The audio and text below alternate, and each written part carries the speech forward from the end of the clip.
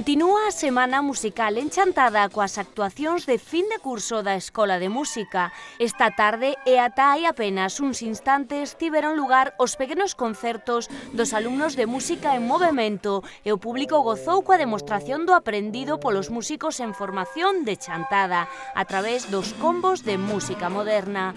O final de curso continuará mañá xoves co concerto de música moderna infantil. Está previsto para as 6 da tarde no auditorio de Chantada.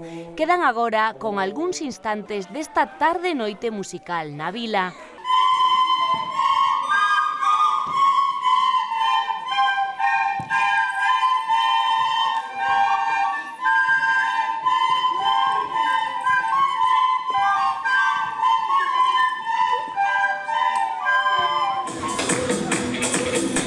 Sonó la campana y el fin de semana se deja ver.